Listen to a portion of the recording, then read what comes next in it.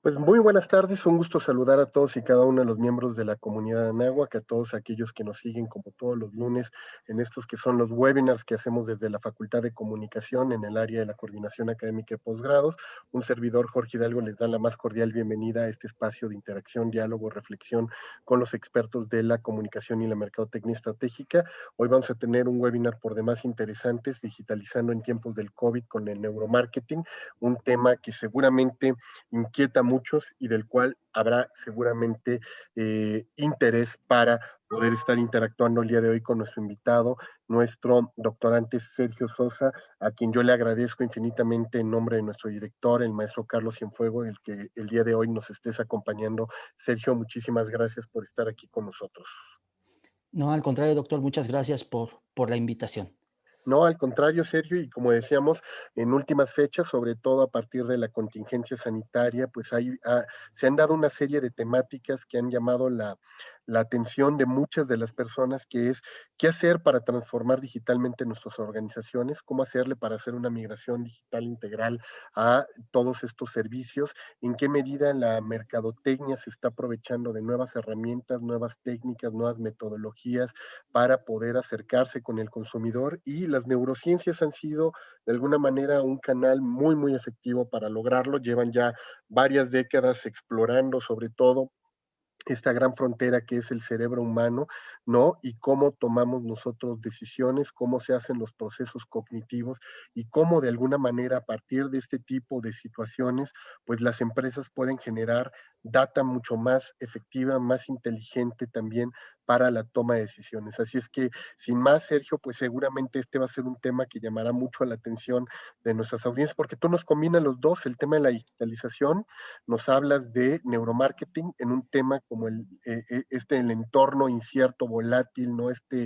Vulnerable también en el que nos encontramos, en el cual mucha incertidumbre se da y en el cual también pues muchas de las tomas de decisión de los consumidores de pronto son giros radicales. Yo les explicaba siempre a los alumnos del doctorado que muchas veces uno llegaba al supermercado diciendo McCormick y salía con Hellmann's, y uno se preguntaba como mercadólogo qué fue lo que pasó en la mente del consumidor en el trayecto, en ese journey, para que de pronto saliera de su casa con una marca y, del centro de consumo con otra. Algo tuvo que haber ocurrido y las variables podían ser tan complejas como las que ya conocíamos en la mercadotecnia tradicional del precio, plaza, promoción, hasta poder llegar si el tipo del empaque, el gio que te atendió, la persona que te ofreció una prueba de producto, incidió o no incidió, pero hay otras que son mucho más sofisticadas y que tienen que ver con espacios como termocalor, que se utiliza hoy en algunos centros de consumo para guiar la navegación del sujeto dentro del supermercado, tienen que ver con la navegación de nuestra visión en una página web, ¿no? Y estos eye trackings que hoy se utilizan para poder medir, o que tienen que ver también hasta con percepciones, ritmos de edición, lógicas de color, textura, la manera como te hablan. Es decir, son N la cantidad de variables que inciden en la toma de decisión del consumidor, que hoy seguramente vamos a poderlas platicar contigo. Y para quienes no tengan el gusto de conocer a nuestro invitado, me voy a permitir leer rápidamente parte de su semblanza.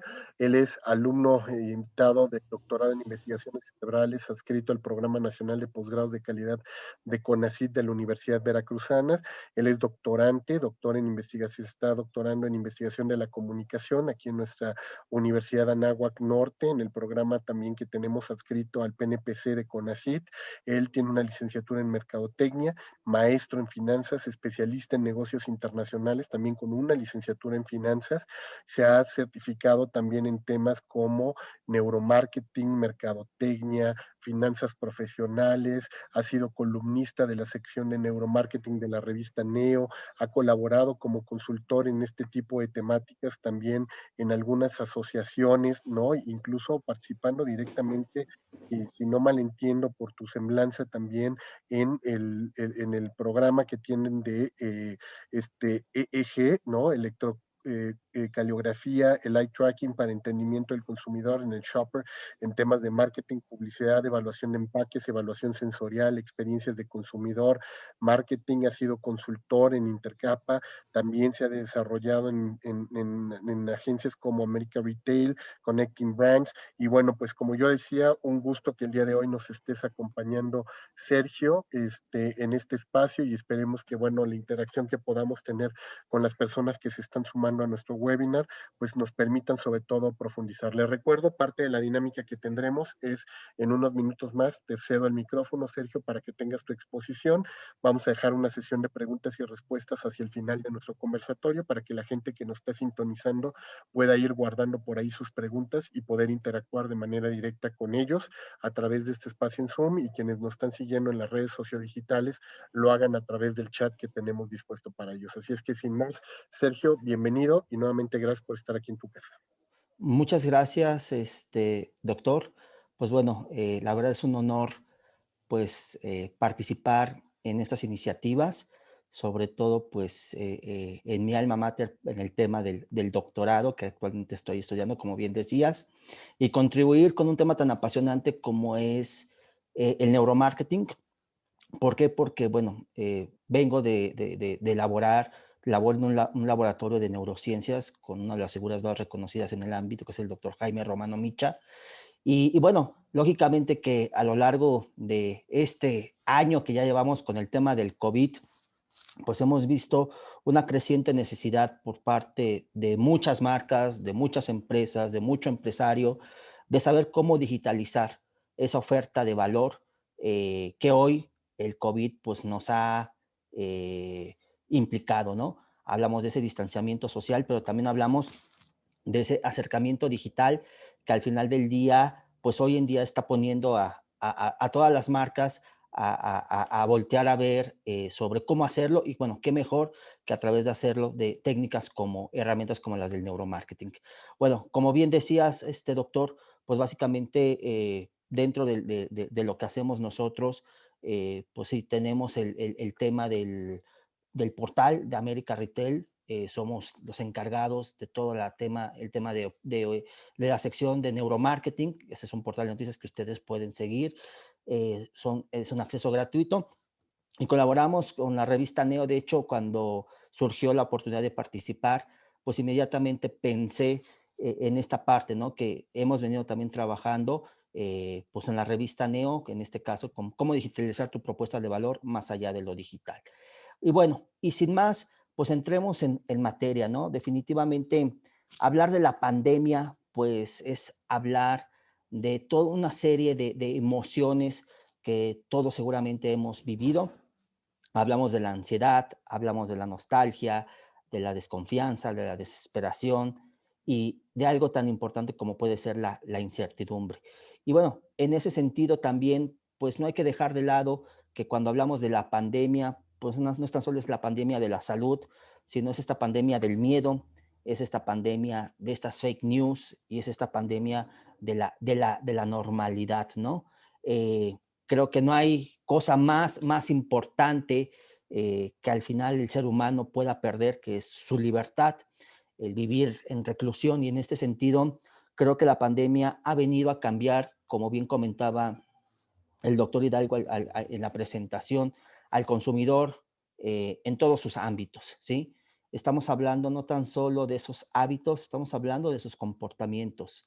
¿Qué trato de decirles? Pues sí, bueno, hoy vemos a nuestros pequeños, quienes somos papás, tomando clases en línea, vemos a esta mujer profesional que es ama de casa a la vez y que, bueno, hoy sus hábitos, sus comportamientos de consumo han cambiado, la forma en la que hoy llevamos a cabo nuestras cosas tan comunes como podría ser el pedir un alimento. Hoy ya estamos haciendo uso de todo este entorno digital.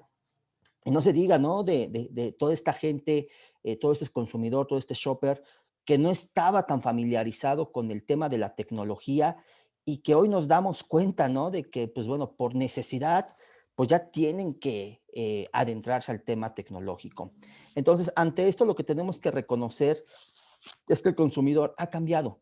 Estamos ante un nuevo consumidor, con nuevos hábitos, nuevos comportamientos y sobre todo nuevos valores, ¿sí? De hecho, pues bueno, dentro de este contexto, pues sí, se ha visto que esta tendencia que ya se veía en los temas digitales, pues bueno, 2, 3 años, 5, hasta 10 años se ha adelantado, ¿no? El proceso. Y lógicamente que eso, pues creo que nos debe de llevar a un poquito reflexionar sobre cómo esa oferta de mi producto, de mi servicio, debe de ser manejada, atendiendo a algo tan importante como es el hecho de que, pues al final el consumidor está invadido de mucha información. Y en este sentido, pues sí, no podríamos dejar de lado lo que en su momento Google, ¿no? Determinó como ese famoso Zero Moment of Truth, ¿no? En este path, en este proceso de compra, pues ya no es este proceso en donde este primer momento de la verdad, que es estar enfrente del anaquel, o el momento de la experiencia, que ya es cuando estamos utilizando el producto, es la que va a determinar pues este tema del engagement, de la lealtad hacia el producto o el servicio y la marca en sí. Hablamos de una parte antes de ese proceso, ¿no? Y que está en un entorno o está inmersa en un entorno meramente digital.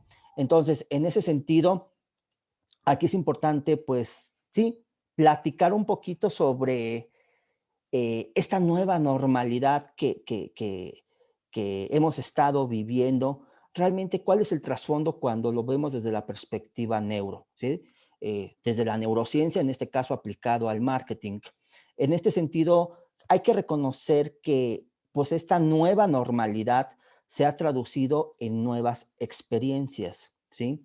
Y cada experiencia que nosotros vamos teniendo a lo largo de nuestra vida, se traducen en la creación de circuitos y conexiones nuevas a nivel cerebral. De hecho, pues nuestro cerebro podemos reconocer que es un órgano realmente sensible, moldeable, que está en continua adaptación a toda la información que recibe. Y bueno, a esto se le conoce como plasticidad cerebral, ¿no? Y qué es esta capacidad que tiene de adaptación de el cerebro ante los cambios. Sin embargo, aquí una parte importante tiene que ver con la fuerza, bueno, entendiendo que esta plasticidad se deriva de una serie de sinapsis, de conexiones entre las neuronas, que es la unidad central de nuestro cerebro. Estas fuerzas de conexión van a depender, van a aumentar o disminuir atendiendo a qué, bueno, a qué tan importante es esta experiencia. Y esto pues van a impactar en cosas tan importantes como puede ser la memoria. Si quisiéramos nosotros realmente eh, tratar de definir la experiencia, ¿no? Pues bueno, podríamos decir que es esta creencia o paradigma que se va formando dentro de nuestra cabeza. Aquí, pues yo les podría hacer en este momento que se remontaran a aquellas primeras veces en las que empezábamos con los temas del amor, de la novia, del novio, ¿no? Y bueno, seguramente podríamos decir que dependiendo de esa experiencia, a lo mejor eso pudo haber marcado nuestros inicios, ¿no? Para saber si esa mala experiencia o buena experiencia al final se traducía en ver a todos los hombres o a todas las mujeres en nuestras relaciones bajo el mismo enfoque, ¿no? Y bueno, y lo mismo, bueno, no se diga si estuviéramos hablando de aprender en la bicicleta, pues bueno, hay personas que al día de hoy, siendo adultos, pues no aprendieron simplemente por sus malas experiencias. Aquí cuando nosotros abordamos el tema de la experiencia desde el punto de vista de la neurociencia, deja de ser completamente subjetivo porque realmente nos enfocamos en tres elementos que son fundamentales para un proceso de toma de decisiones, que son la atención, la parte sensorial y la parte emocional, ¿sí? Y bueno, vamos a ir un poquito platicando sobre ellos porque esto nos va a dar la pauta, pues para saber cómo podemos digitalizar nuestras propuestas de valor en tiempos del COVID a través de la neurociencia. Primero, pues sí, recordar que bueno, por ahí en 1970, Alvin Toffler, ¿no? En su libro El shock del futuro, al final de su epígrafe, lo que se llama la sobrecarga de la información, él nos hablaba de un efecto cognoscitivo por un exceso de información. Es decir, él decía que ante un exceso de información, forzosamente se trae consigo aparejado un decrecimiento de la atención. Y aunque Alvin Toffler lo veía desde el punto de vista cuantitativo, ya hablaba de cantidad de información, pues no estaba alejado de eso. Aquí quisiera poner el contexto, ¿no? De cuando Alvin Toffler escribió este libro. Estamos hablando de los 70, estamos hablando de un marketing muy diferente al que actualmente estamos viviendo. Bueno, un premio Nobel de Economía, Herbert Simon, ¿sí? Él acuñó este concepto de la economía de la atención y es muy representativo este concepto. ¿Por qué? Porque al final del día, efectivamente, hoy más que nunca, ¿sí? Las marcas, los productos, los servicios se rigen bajo este enfoque. Pero desde el punto de vista neuro hay que tener muy claro que la atención no se mide en cantidad, ¿sí? Es un error medir la atención en cantidad. La atención se mide en duración, ¿sí? Y en este sentido, pues bueno, hemos encontrado diferentes definiciones como las que en 1996 Alphonse Cornelas identificó como la infoxicación, ¿no? Exceso, este exceso de información que nos genera una toxicidad derivada de la misma. Y bueno, diferentes autores han hablado sobre el mismo concepto.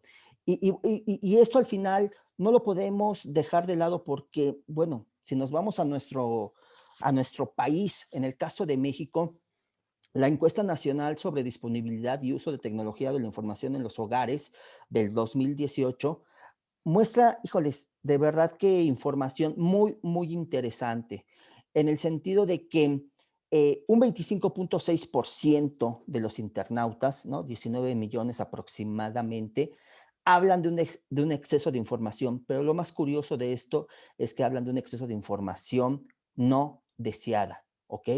Y esto nos lleva realmente a encontrar a un shopper, a un consumidor, ¿sí? Que está negado a recibir información y sobre todo información que no necesita o que no ha solicitado, es decir, que no le ha sido útil, ¿sí? Hablamos entonces de información pues de mala calidad, que aunque tiene múltiples vías, pues al final del día se traduce en este exceso de información que le genera a nivel del sistema límbico, ¿sí? Un estrés. Y bueno, ahorita voy a platicar sobre el sistema límbico y su implicación a través de una parte del sistema límbico que tiene que ver con la amígdala, ¿no? Pero bueno, entender el neuromarketing es entender lo que, pues bueno, Daniel Kahneman, este famoso premio Nobel de Economía, nos hablaba. Él en su libro Thinking Fast and Slow, y bueno, por lo que se hizo acreedor en su investigación al premio Nobel de Economía, que bueno, curiosamente Daniel Kahneman no era economista, ¿no? Es un psicólogo, ¿sí? Eh, Él nos hablaba de dos sistemas, ¿no? Un sistema uno, que es un sistema rápido, que es un sistema intuitivo, que es un sistema más emocional, y un sistema 2, que es un sistema más rápido, es un sistema más lógico, más lento, más deliberativo, ¿sí? Y la figura del iceberg realmente es muy representativa porque pues lo que pasa, está por abajo de la superficie del iceberg, pues en tamaño es más grande lo que está por arriba de la superficie. A lo largo del tiempo, bueno, se ha descubierto o se ha estimado que de un 85 a un 90% de la decisión de compra se da por abajo de estos procesos no conscientes, preconscientes, ¿sí? Y aquí es muy importante que cuando, bueno, ¿qué ocurre en el sistema nervioso central cuando algo nos llama la atención? Bueno, to- eh, hay una serie de elementos que a nivel sensorial, ¿sí? No consciente, nos van a ayudar a identificar o a filtrar esa información. Recordemos que el cerebro, es un órgano que le gusta ahorrar energía y que al final de todos los estímulos que existen a nuestro alrededor, tiene una capacidad limitada de filtrado. y esa capacidad limitada de filtrado, pues realmente se viene a convertir en uno de los retos más importantes. ¿Por qué? Porque estamos hablando de que, como les decía, recibimos N cantidad de estímulos a nivel preconsciente, pero solamente nuestro cerebro va a filtrar a aquellos, ¿sí?, que tengan cierta jerarquía. ¿Qué les quiero decir cuando hablo de esa jerarquía? Bueno, definitivamente el tema de algo que implique un riesgo o peligro para la vida, digo, y este ha sido el caso de la pandemia, pues sí, toda nuestra atención ha estado en la misma. ¿Por qué? Por el peligro que ha implicado y por tantas vidas que se ha llevado. Posteriormente, en un segundo lugar, aquello que represente una garantía de supervivencia. ¿Qué trato aquí de decirles? Bueno, todo lo que tenga que ver con la comida, techo, vestido, la sexualidad, la reproducción, ¿sí? En tercer lugar, en jerarquía, a nivel preconsciente, llamará la atención aquello que nos genere placer o displacer. Y por último, encontraremos básicamente pues aquellos estímulos que vayan de acuerdo con mis experiencias, que vayan de acuerdo con que vayan afines a mis patrones mentales, ¿sí? Entonces, vean cómo desde este momento podemos empezar a ver cómo si nosotros respetamos o seguimos esta jerarquía, pues bueno, los estímulos que hagamos llegar a nuestros consumidores, pues podrán o no llamar su atención. Ahora bien, si nosotros nos vamos al tema digital, pues sí, hablamos que en promedio el tiempo que permanece un internauta en una página web es de 40 segundos. Y bueno, podríamos decir que en 40 segundos el consumidor o el internauta está realmente reteniendo toda esa información. La realidad es que no. Aquí es muy importante diferenciar que tenemos varias memorias. Me enfocaré básicamente en una que es la memoria de corto plazo o de trabajo, que dura aproximadamente de 15 a 25 segundos.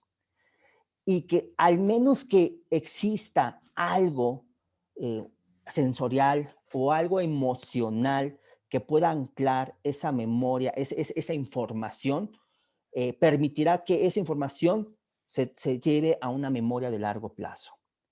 Cuando no es así, pues toda esta información pasará desapercibida o se olvidará, ¿no? Y bueno, aquí les traigo algunas cifras de cómo realmente esto sucede. De la información, que es, bueno, realmente estamos hablando que la información tiene un periodo de caducidad. A las 9 horas olvidamos el 65% de la información que hemos recabado. A las 24 horas el 66% y a las 48 horas el 72%. Entonces, ¿qué tenemos aquí? Bueno, tenemos una gran cantidad de información que el cerebro no puede procesar y que un entorno digital eh, genera, ¿no? Que al final el hecho de que hoy en día el COVID, la pandemia, esté obligando a todas las marcas y a todos los empresarios a digitalizar su propuesta de valor, pues lógicamente que esto se va a traducir en una cantidad de información excesiva para nuestros clientes, para nuestros shoppers. Y bueno, por ahí existe el concepto de surfeo informativo. Marshall McLuhan en su momento lo acuñó el concepto de surfear para referirse a navegar en la información.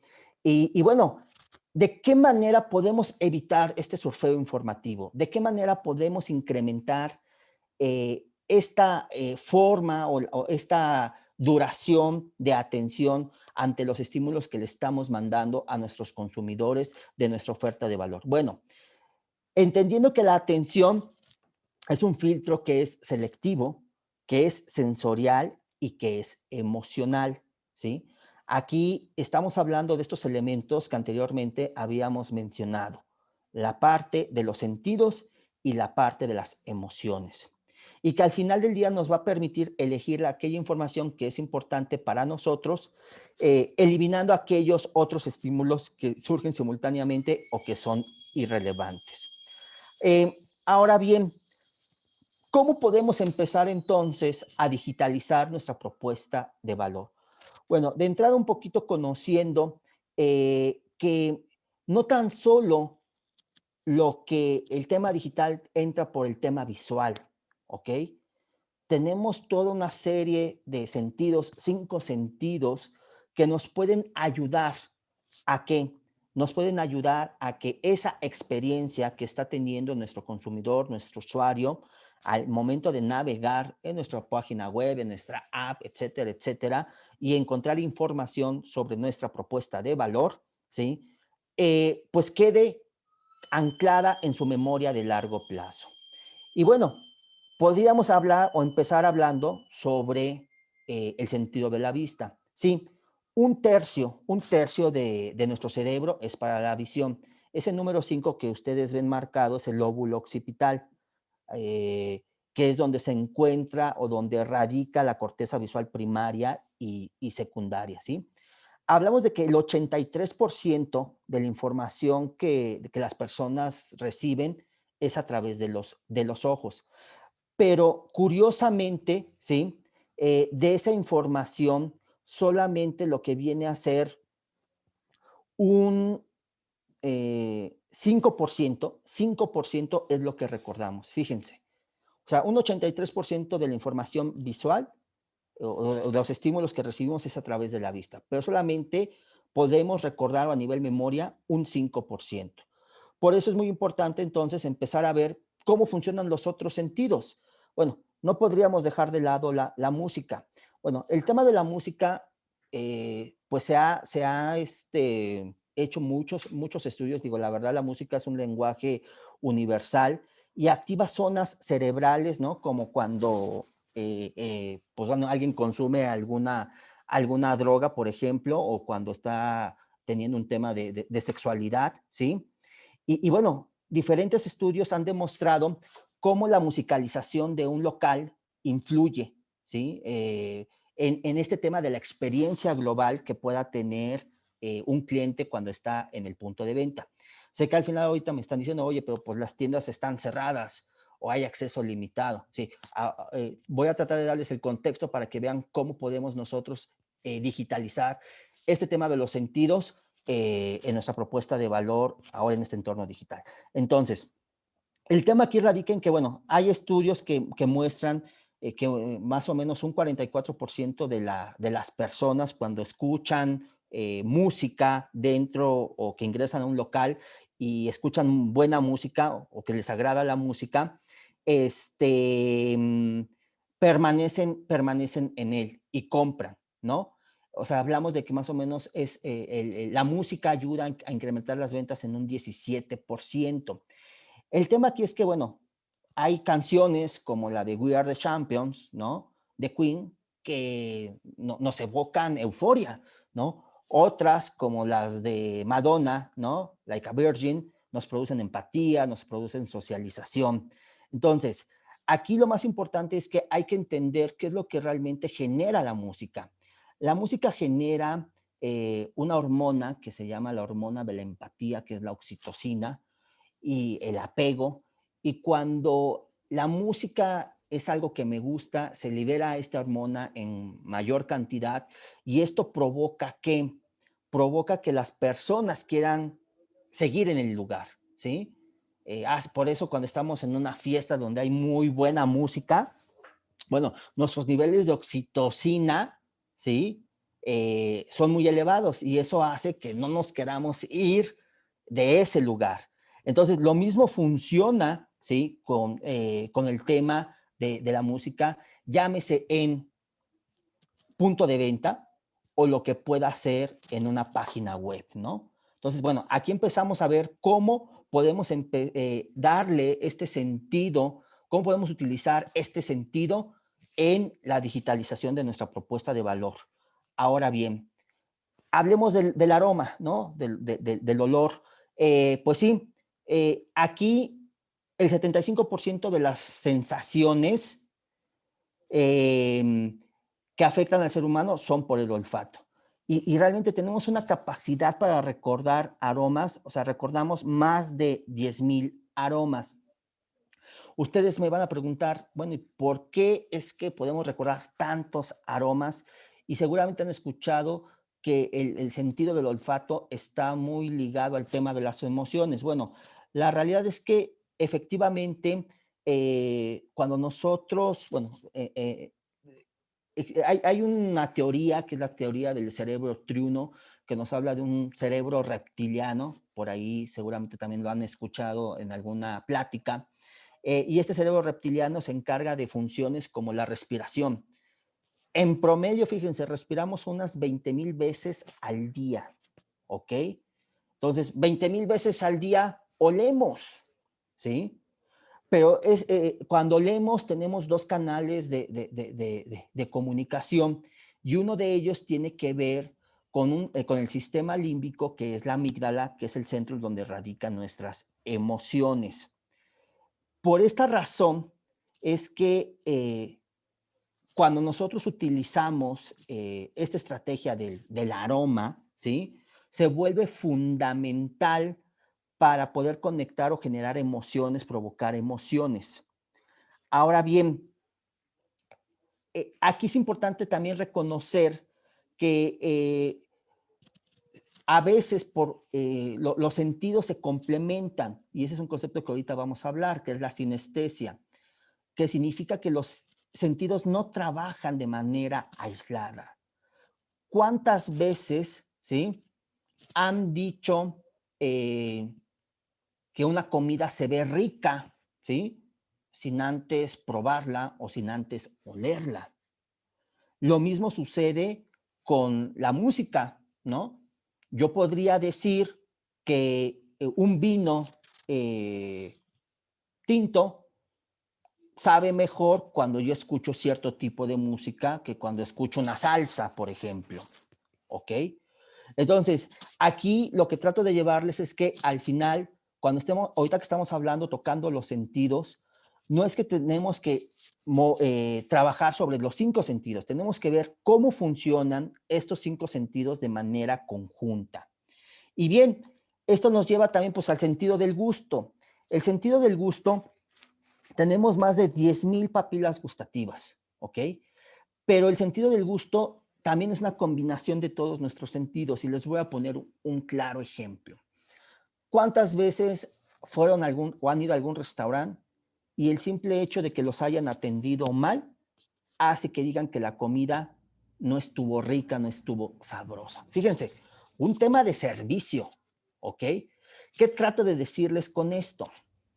Que en este reto que tenemos de la digitalización pareciera que oye, pues el consumidor, el cliente, ¿no? Solamente cuando ya está en esta parte, en el último proceso, en lo que se conoce como la última milla, ¿no? La entrega del producto, cuando lo está recibiendo, es cuando, no. A la realidad, ¿qué sucedería, por ejemplo, si yo dentro de este sistema de delivery, ¿no? De entrega, eh, algo interesante hiciera la persona que entrega ese alimento, ¿sí? Pensando en la industria restaurantera, ¿sí? Bueno, seguramente la comida tendría un mejor sabor para la persona que la pidió, que cuando nos entrega bien el de Uber y nos entrega la comida sin más. Entonces, vean cómo estas simples técnicas y entender cómo funcionan los sentidos, pues nos permiten o nos pueden ayudar a que toda esta información que al final del día va a estar presente en un mundo más, en un mar de información, pues al final del día deje huella en la memoria de nuestros consumidores, ¿no?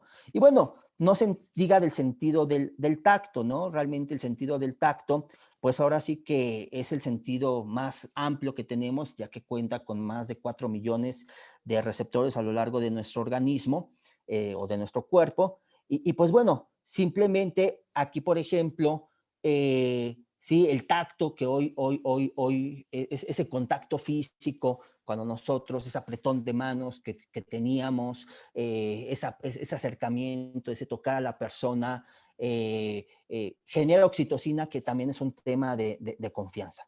Sin embargo, aquí vamos a ver cómo podemos realmente nosotros aprovechar pues este concepto de sinestesia que era el que les comentaba, ¿no? Que es el hecho de trabajar todos los sentidos de manera conjunta. Y creo que la imagen nos dice mucho.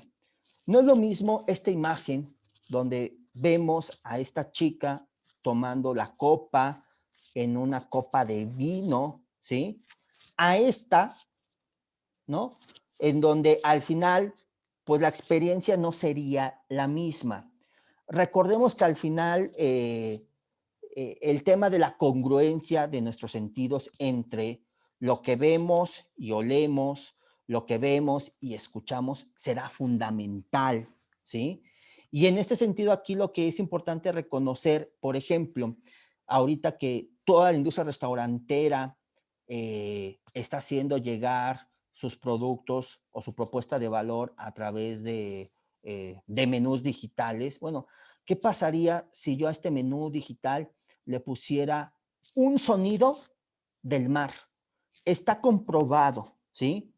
Que en un restaurante, si tú le pones una música, en este caso de mariscos, le pones música de mar, las personas tendrán la percepción de que el producto o los alimentos son más frescos.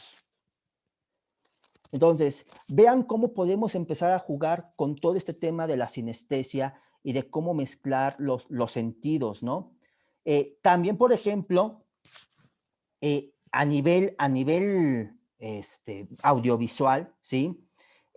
Pues sí, podemos asociar, por ejemplo, sus sonidos, ¿sí? Con sabores. Se ha comprobado que ese crunch de las papas o de los cereales, ¿sí? Determinan la percepción de sabor, ¿no? Si va a estar rico, si está fresco. Ese del refresco, de la misma manera, ¿no? Nos va a decir mucho sobre si ese refresco está fresco o no está fresco, ¿ok? Entonces, son cosas que realmente nosotros a nivel digital podemos implementar. Hay algo dentro de la neurociencia que se llama la respuesta meridiana sensorial autónoma. La verdad no quiero entrar mucho en detalle sobre la misma, sino simplemente platicarles que es esa sensación de cosquilleo que a veces podemos llegar nosotros a sentir desde la base de la nuca y que se extiende por toda la columna vertebral. Bueno, pero que va acompañado de un tema como de placer, de euforia. No sé si alguno de ustedes lo ha llegado a sentir, ¿sí? Por ejemplo, cuando alguien está hablando por micrófono y que le hace con sus uñas al micrófono así, esa sensación, eso es lo que, a eso me refiero como respuesta meridiana sensorial autónoma. Bueno, esta respuesta meridiana sensorial autónoma tiene que ver con la forma en la que, por ahí ya nos están diciendo que sí, tiene que ver con la forma en la que interactúan todos los sentidos. Y en este entorno digital, realmente nosotros lo que podemos hacer es hacer uso de imágenes, ¿sí? Que coadyuven a generar esa sensación, ¿ok? O esas sensaciones. ¿A qué voy? Bueno, un sonido crujiente, el hecho de poner una imagen donde se escuche, y aquí podría yo poner algunas, simbolitos del crack, ¿no? O hasta el mismo sonido del crack, ese sonido crujiente, implicaría generar en el internauta, en mi cliente, en mi consumidor, ese tipo de sensaciones, ¿ok? Que son fundamentales, como hemos dicho, para el tema de la experiencia. Imágenes como hablarle a una persona bajo la forma del susurro, susurro también nos genera, ¿no? Estos movimientos repetitivos sobre estas zonas, sobre una alfombra, también son generadores de este tipo de respuestas, ¿no? Hablar de un sistema de movimientos lentos, bueno, no este tipo de movimientos lentos, sino este otro tipo de movimientos lentos, ¿no? Donde queda claro que la chica, sabemos todos que va corriendo, sin embargo, está detenida en el tiempo, ¿sí? Entonces, al final, todo eso nos puede ayudar a que de manera visual, ¿sí? Aunque no el consumidor esté viviendo la experiencia, pues tenga esa experiencia en nuestro nuevo entorno digital. Ahora, no podemos dejar de lado, pues también el tema de las emociones. Aquí eh, hablamos de 8 emociones básicas que nos rigen. Sin embargo, creo que hoy uno de los grandes retos que esta pandemia ha generado para la neurociencia, para el neuromarketing, es la confianza. De hecho, el mismo Habermas, dentro del ámbito de la comunicación, decía que para una buena comunicación debe de haber confianza, ¿sí? Y en este sentido creo que el cómo generar confianza o de dónde surge la confianza, cómo la podemos generar, resulta de vital importancia para poder también ganarnos esa parte emocional de nuestro consumidor. Y les voy a dar pues unos breves ejemplos, ¿no? Bueno, voy a explicar primero de dónde se genera la confianza. La confianza, como les hablaba hace unos minutos, se genera de una hormona que es la oxitocina, que se le conoce como pues, la hormona del amor, la hormona de la empatía, de la confianza como tal. Generalmente las mujeres la tienen en mayor cantidad que los hombres. Sobre todo, por ejemplo, cuando una mujer, bueno, se embaraza y, bueno, está dando a luz, bueno, los niveles de oxitocina se elevan muchísimo y por eso, pues sí, las mujeres, en el sentido de la cuestión familiar, ¿sí? Son más apegadas, ¿sí? Son más apegadas a la familia, ¿sí? Pero por un tema de estructura en cuanto a los niveles de oxitocina. Eh, ¿Cómo podríamos nosotros generar? Y como les comentaba, pues la oxitocina, pues en las mujeres, pues está en mayor proporción que en los varones, ¿no? ¿Cómo podríamos generar oxitocina? Con imágenes como estas, ¿no? Una imagen de un beso apasionado libera oxitocina. Una imagen de un bebé, ¿no? Genera también oxitocina. Una imagen de una familia genera oxitocina. Y es aquí que realmente yo me he estado preguntando a lo largo de este año y cacho que llevamos con esta pandemia sobre si esto lo conocen, estas estrategias con base científica, la conoce ese restaurantero, la conoce esa persona que vende algún servicio, ¿no? ¿Por qué? Porque al final del día la confianza, pese a que es un sistema, tiene que ver con un tema de relación y se va ganando con el paso del tiempo. Hay formas de generarla y hoy la forma en la que estamos o tenemos que llevar nuestra propuesta de valor en un contexto en donde este restaurantero, en lugar de ponerme una carta, ¿por qué no me pone a una familia conviviendo eh, y tomando los alimentos en su casa?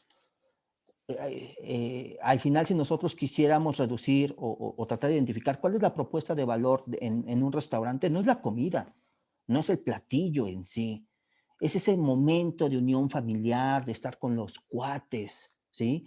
Y en este sentido creo que le ha faltado a muchos empresarios, a muchas marcas, saber cómo funciona el cerebro de su consumidor, de su shopper, para realmente lograr la confianza, lograr las emociones, lograr las sensaciones y lógicamente que lograr una experiencia que perdure, ¿no? Hablamos de experiencias que sean memorables. Y bueno, dado que, bueno, se nos está acabando el tiempo, pues vamos a entrar ya en la fase de las conclusiones. Eh, Creo hoy que lo que decía Marshall McLuhan también es muy cierto, ¿no? El medio es el mensaje, ¿sí? Hoy el medio digital no es el medio. Hoy les puedo decir que es el mensaje. Estamos realmente ante el hecho de que, bueno, si bien ya no es esta familia, ya no son esos hábitos, ya no son esos comportamientos en donde qué sucedía. Eh, el consumidor, la audiencia se sentaba frente al televisor a recibir la información. Ya no es así. Hoy estamos ante un hecho en donde sí, el cliente consume información, más no productos, ¿sí? Esto creo que es una parte muy importante. Y no se diga que consume, también la produce, ¿no? Si nos vamos del punto de vista del prosumidor, donde también nos vamos a encontrar que la atención, ¿sí? Se convierte en este petróleo, este oro negro, ¿no? Lo más preciado que hoy las marcas están apostándole y que tiene que estar ligado lógicamente a un equilibrio, ¿no? de esta información que recibe el cliente con información que le sea selectiva, que le sea importante. Y es aquí en donde deberíamos de entender que a nivel subconsciente, a nivel preconsciente, estamos ante y por todo el tema de la pandemia, estamos ante un consumidor, ante un shopper saturado de información. ¿Cuál es el reto entonces aquí? El reto consiste en saber cómo debemos filtrar esa información al consumidor, de tal manera que no suceda, ¿sí? Lo que generalmente pasa, ¿no? Con un exceso de información.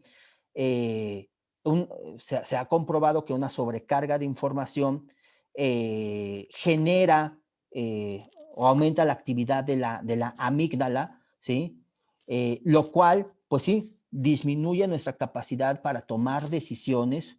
Por eso es ese cansancio, ese burnout, ¿no? Que como se le conoce, ese cansancio mental que implica el tener tanta información y lógicamente que un posible rechazo si es que se trata de un producto o de un servicio que nuevamente insisto, que no ha pedido el cliente y que a lo mejor de entrada ni siquiera le interesa. Y bien, eh, ¿qué tenemos que emplear? Sí, hacer un diseño multisensorial. Dentro de esta digitalización de nuestra propuesta de valor, la apuesta debe de ser hacia qué, hacia poder hacer un diseño multisensorial que implique a todos estos 5 sentidos en las formas en las que ahorita explicamos, de tal manera que cumpla, ¿sí? Con ese tema, ¿no? Un tema de experiencias que sean memorables, es decir, experiencias que logren captar primero la atención, en primer lugar. Segundo, que generen o en la que estén involucradas la mayor parte de los sentidos. Y finalmente, que generen estas emociones o que evoquen estas emociones positivas, ¿ok? Y solamente así, haciendo de nuestros procesos de digitalización, procesos de experiencias memorables, es que podremos hacer frente a los grandes retos que el COVID hoy en día tiene para digitalizar nuestras propuestas de valor. Y pues bueno, básicamente, pues con esto termino, doctor. Muchísimas gracias, Sergio Sosa, doctorando de nuestro doctorado en investigación de la comunicación. Te agradecemos muchísimo el que el día de hoy estuvieras con nosotros. Vamos a empezar a abrir la sesión de la conversación. Creo que has dado la clave a muchos temas por demás interesantes que seguro las personas que nos han estado siguiendo van a tener preguntas, inquietudes, así es que los invitamos a que levanten la mano quienes estén aquí en el webinar con nosotros en el Zoom por si tuvieran alguna pregunta en concreto, también para quienes nos están siguiendo en las redes sociodigitales a través de nuestro chat. Y Sergio, en ese sentido, yo quisiera arrancar en lo que se terminan de animar las personas que nos están sintonizando, sobre esta parte que dices tú, en un momento donde tenemos un yo saturado, un yo que también está aburrido, ¿no? En las redes sociales, hoy, digo, no lo mencionaste tú, pero 8 horas, 20 minutos, tiempo que pasa en promedio un mexicano en internet, 3 horas, 30 minutos en redes sociodigitales, pues uno cuando lo ve todo ese tiempo de consumo, pues dirá, ¿qué hace? ¿No? Y muchas veces, como dices tú, no solamente está saturado de información, sino está entumido, ¿no? Y está entumido de tantas horas, así como cuando nosotros estamos tantas horas sentados, pues nuestro cerebro seguramente debe de estar entumido ante tal cantidad de estímulos. Y la pregunta que se han hecho hoy las grandes compañías es, ¿cómo hacer un diseño estratégico sensorial, multisensorial? Como bien lo decías tú, cómo generar experiencias de consumo.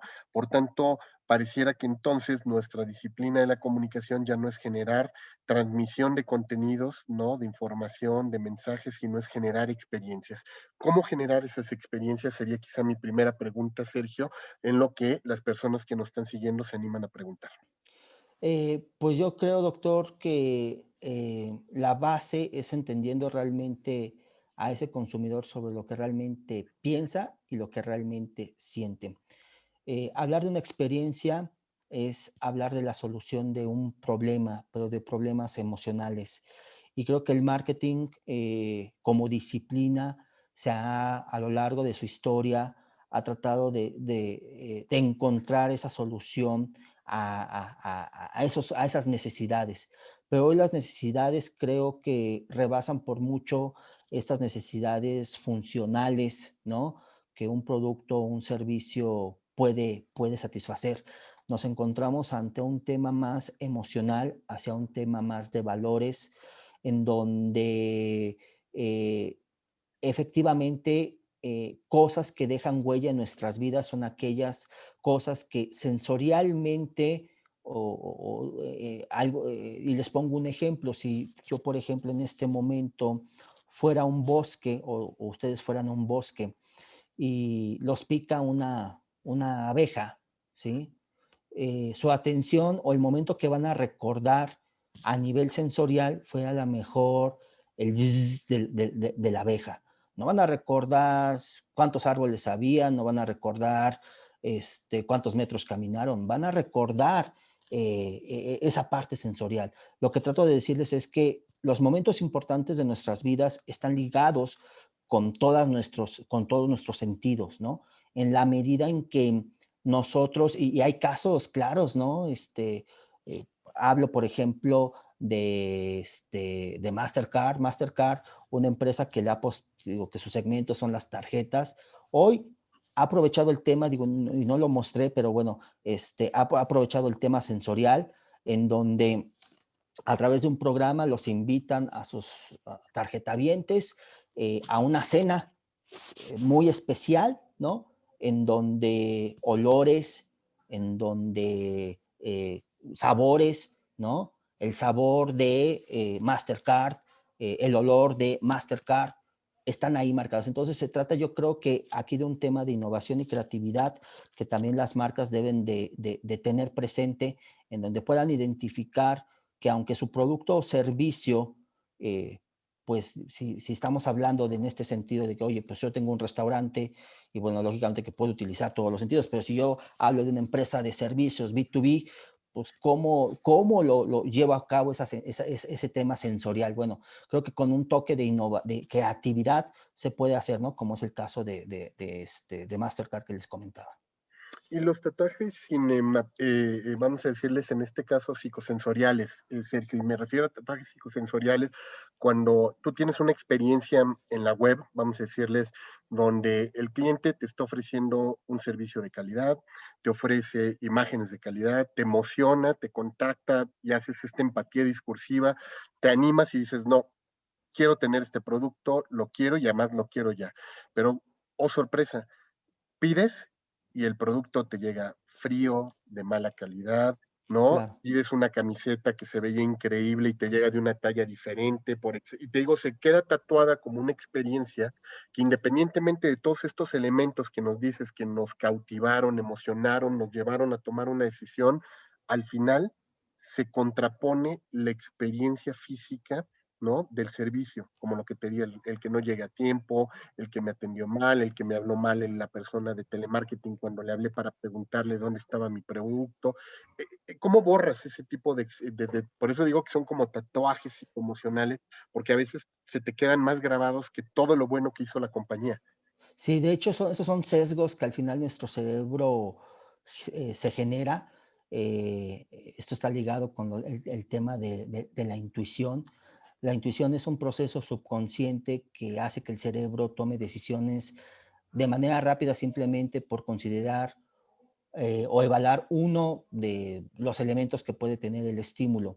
Y es aquí donde, por ejemplo, este efecto halo al que tú te refieres, eh, y un mal momento o una mala experiencia pueden dejar huella.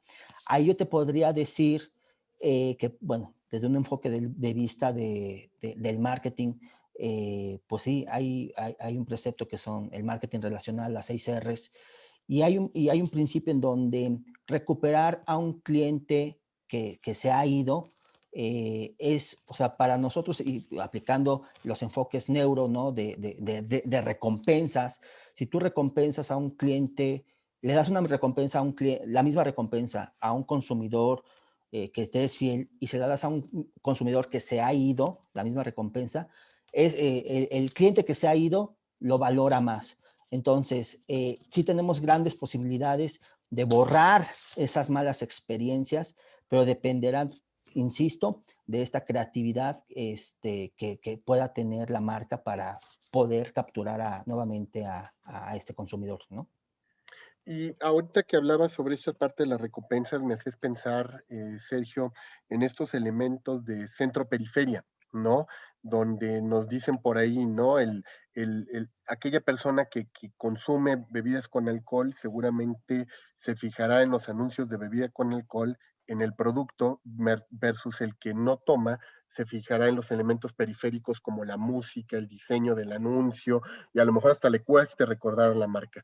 ¿Cómo trabajar estos elementos de centro y periferia en el diseño estratégico de mensajes para que se puedan lograr las dos cosas? Que recuerdes los elementos periféricos, pero también lleves al consumidor, si no es consumidor, a conocer tu producto, a comprar y a vivir la experiencia, y si ya lo es, mantenerlo.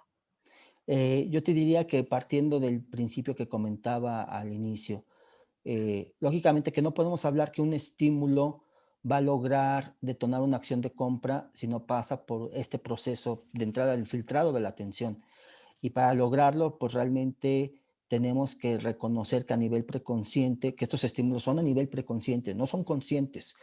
Cada segundo estamos recibiendo estímulos de los cuales no somos conscientes, ¿no? De hecho, en este momento, habrá muchas personas que están viendo la pantalla, no están viendo a ti o me están viendo a mí, ¿sí? Entonces, hay ciertos estímulos que no pasan desapercibidos. Entonces, ¿qué te trato de decir? Que en la medida en que nosotros reconozcamos dentro de esta jerarquía de la atención cuáles son realmente estos elementos con los cuales pueden ser, porque dentro de la jerarquía de la atención planteaba yo cuatro niveles, y en el último están aquellas cosas que están ligadas con mis patrones mentales. Reconocer cuáles son esos elementos que abonan a mis patrones mentales con los que me identifico, ¿sí? Es algo que se puede reconocer a través de la neurociencia. Podemos nosotros saber cuándo algo, con qué me identifico a nivel cerebral antes de que eso se haga consciente. Entonces, creo que aquí, contestando la pregunta, será muy importante reconocer en este momento cuál es esta jerarquía que al consumidor, al shopper le interesa. Y a partir de ahí, desarrollar una estrategia que permita ir dosificando la información de tal manera que logre llevar al consumidor, al shopper, al anhelado proceso de decisión de compra, ¿no? Gracias, Sergio. Por aquí tenemos a Ricardo Amor con una pregunta. Ricardo, te abro el micrófono para que puedas hacerla de manera directa. Adelante, Ricardo. Gracias. Sí, muchas gracias, doctor Sergio. Mire, mi tema o pregunta es, ¿cómo crear esas experiencias sensoriales en la generación de contenidos con responsabilidad social en la radio juvenil?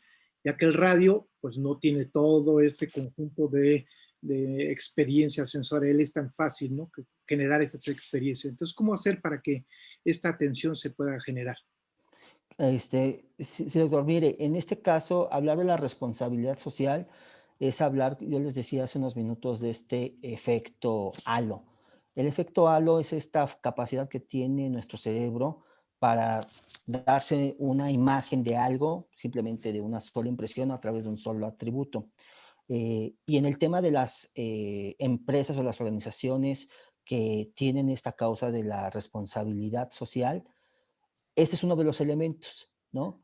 El, bueno, el comunicar lo que está haciendo la empresa, en este caso por la comunidad, las acciones que están llevando a cabo por un tema de COVID, genera este tema de la confianza, de la empatía que platicábamos hace unos minutos, y que al final del día,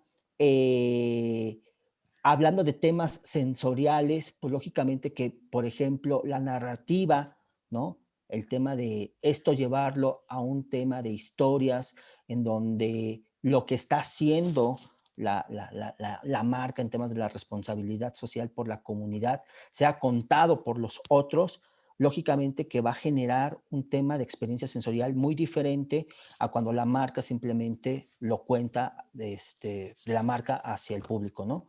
Cuando los públicos a su vez cuentan a otros públicos, es donde podemos generar también este tema sensorial, en donde pues vaya implícito cuántas veces no hemos escuchado una historia de alguien y se me pone la piel de gallinita, ¿no? ¿Por qué? Porque me siento identificado con lo que está diciendo esa persona. Entonces, creo que en ese tema se pueden realmente desarrollar estrategias a partir de la narrativa, a partir de lo que se conoce como el storytelling, pero no propiamente de la marca, sino de lo que está haciendo con sus entornos, ¿no? Y que ellos sean los que cuenten lo que está sucediendo. Perfecto, doctor. Muchas gracias. Muchas gracias, Ricardo, por tu pregunta, y tenemos también a Ana Munive haciendo una pregunta por acá. Ana, te abrí el micrófono por si quieres hacerla de manera directa. Ana, adelante. Hola, hola. Ay, Dios mío, soy medio cobarde, como que no puedo preguntar así. Ustedes perdonen. Empezó la cuarentena y el doctor Hidalgo dice, bueno, ¿alguien quiere preguntar? Y siempre me trago mis preguntas. Se me hace como muy Adelante. difícil preguntar como, No, adelante, Ana. como en vivo. ¿Cómo mides todo esto? O sea, es que yo tengo una tesis similar, donde hablo también de storytelling y de neurociencias. Pero mi pregunta específica es justamente, ¿qué variables usas para medir la recordación, por ejemplo? O esto que dices de las sensaciones de la piel de gallina. Ujú. Bueno, mira, ¿Cómo? a nivel neuro, pues lógicamente que tenemos instrumentos o herramientas como puede ser la electroencefalografía y algunos otros aditamentos que en el laboratorio utilizamos para medir emociones a nivel periférico. Em, algo que generalmente sucede mucho es poder, pues sí, preguntarle a la gente, ¿sí? Eh, ahora sí que conjuntando, digo, hay que recordar que el neuromarketing es visto como una disciplina o como una herramienta mixta, ¿no? Entre lo cual y lo cuante. Pese a que tenemos datos duros, al final la misma metodología lo traduce el dato en algo también cualitativo. Sin embargo, algo que nosotros hemos aprendido a lo largo del tiempo es que si bien podemos identificar los qué es porque no preguntamos a la gente no verbaliza ni lo que siente ni lo que piensa, los cómo los podemos conocer efectivamente, profundizando, sobre todo con temas o herramientas cualitativas. Entonces, en este sentido, si tú contestando a tu pregunta, creo que una manera de hacerlo es a través de esta parte cualitativa, definitivamente, ¿no?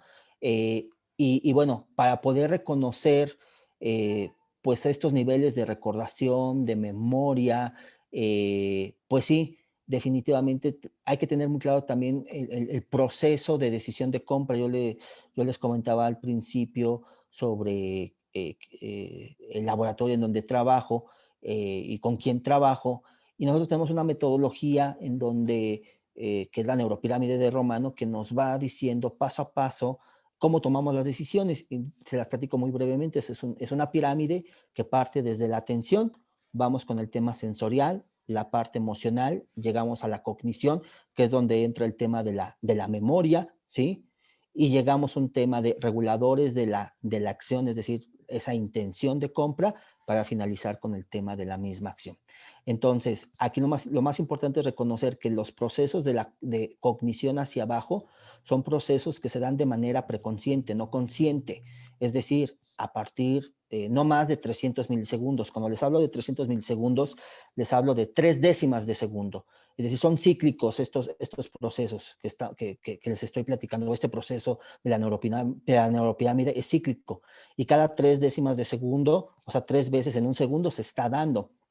Entonces, aquí, lógicamente, cuando nosotros queremos conjuntar lo neuro, esta parte preconsciente con lo consciente, puede haber algo de sesgo, pero bueno, tratando de darte tranquilidad en lo que me comentas que estás haciendo en tu tesis, que también es algo que yo estoy haciendo en mi tesis doctoral, pero con el tema del turismo, pues sí, no queda otra más que aplicar. Si no cuentas con la herramienta neuro, pues bueno, puedes justificar o complementar o decir que el complemento para la parte de los que es la parte cualitativa, ¿no?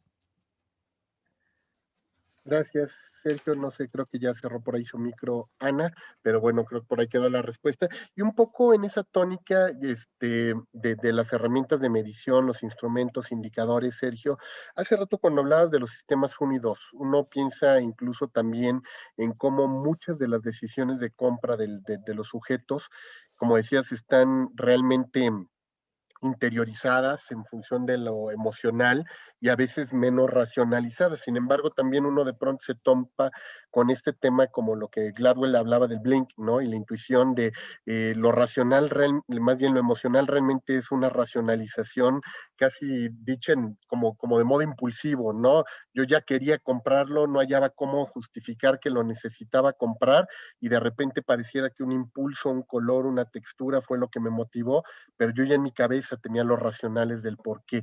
¿Estos cómo se miden? ¿Cómo se miden estos factores como la intuición para poder distinguir si realmente el individuo venía pescando el producto, venía pescando el servicio, la marca, la compañía, y de repente hubo un factor que fue lo que detonó el sistema 2 y lo subió a un sistema 1, o un sistema 1 lo subió al sistema 2? Sí, generalmente aquí, doctor, lo que sucede en ese ejemplo que tú estás planteando, eh, no existe, bueno, el concepto de compra de impulso realmente podríamos desmitificarlo con el tema de la neurociencia. ¿Por qué? Porque no es que en automático yo se me antojó y compré. No. Ujú.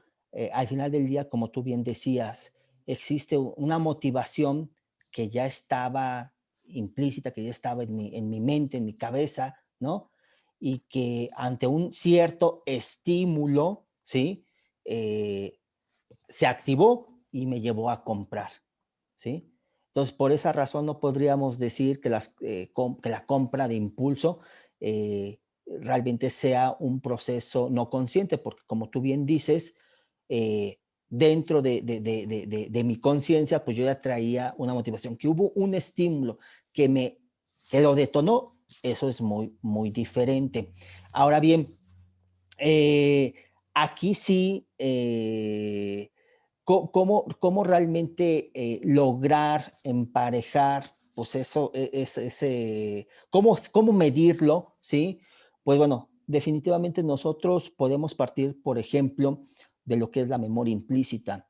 Esta memoria implícita es una memoria que se da a nivel preconsciente, una memoria que se evoca por nuestras experiencias. Si yo en este momento les preguntara a cada uno de ustedes, ¿cuál es su platillo favorito? ¿No? Alguno me dirá el espagueti y les dijera, ¿y por qué? ¿Y qué te genera el espagueti? Y me empiezan a decir una serie de cosas, ¿no? Bueno, todo eso es esa memoria que está dada por nuestras experiencias y que implícitamente queda en nuestra mente, ¿sí? Al final es la base para poder realmente detonar este tipo de motivadores, ¿no? Que una vez que son identificados, pues nos permitan eh, generar un estímulo que active uno de estos y ¡pum! Dispare la acción de compra. Sergio Sosa, consultor, investigador, doctorando en investigación de la comunicación de aquí de nuestro doctorado de la Universidad de Anáhuac. Muchísimas gracias. Creo que lo que has compartido con nosotros el día de hoy pues dejará muchas preguntas, muchas inquietudes y seguramente por ahí también algunas referencias para seguir platicando sobre esta temática, sobre la incidencia de las neurociencias en la toma de conducta de los consumidores. Y hoy nos hemos dedicado a hablar prácticamente de productos y servicios, pero hay mucho tema si le quisiera uno rascar a temas vinculados con la comunicación política, ¿no? Con la manera como los medios de comunicación nos van generando agenda, framing, ¿no? Tomas de decisión para moldear nuestra opinión pública, así es que seguramente por ahí te estaremos contactando, Sergio, para seguir dialogando sobre estas temáticas. Y si me lo permites, Sergio, yo quisiera en nombre de nuestro director, el maestro Carlos Cienfuegos, en nombre de los miembros de la comunidad Anáhuac, pues agradecerte también el día de hoy tu participación, entregándote lo que hoy sería pues reconocimiento virtual. Espero que Muchas gracias, doctor. próximamente pudieras estar con con nosotros para podértelo entregar de manera física. Maestro Sergio Sosa, muchísimas gracias por tu valiosa participación en este webinar, Digitalizando en tiempos de COVID con el neuromarketing. Muchísimas gracias, Sergio.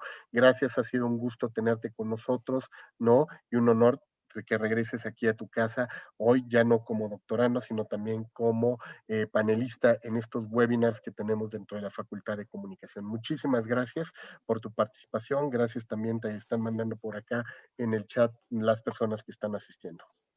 No, al contrario, doctor, muchas gracias por la invitación, y de verdad que el tema del neuromarketing, de la neurociencia aplicada es, híjoles, apasionante. Y bueno, confío en que podamos vernos en una próxima ocasión.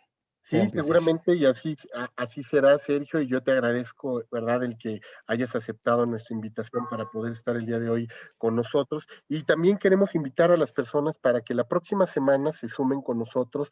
No vamos a estar en lunes por ser día feriado, pero estaremos el día martes hablando sobre las marcas al servicio de la gente. Estará con nosotros Carlos Cantú, director de Business Marketing para Twitter, Europa y Medio Oriente. Estará hablando con nosotros directamente desde Europa para trabajar este tipo de temáticas, y ojalá puedan estar con nosotros porque va a ser un tema muy, muy interesante cómo estas compañías como Twitter están trabajando pues toda esta parte del business marketing en el área digital. Así es que muchísimas gracias a todos por participar, muchísimas gracias por su vinculación el día de hoy con nosotros y nos vemos el próximo martes para seguir dialogando sobre comunicación y mercadotecnia estratégica. Muchísimas gracias, Sergio, que tengas una excelente tarde. Hasta luego.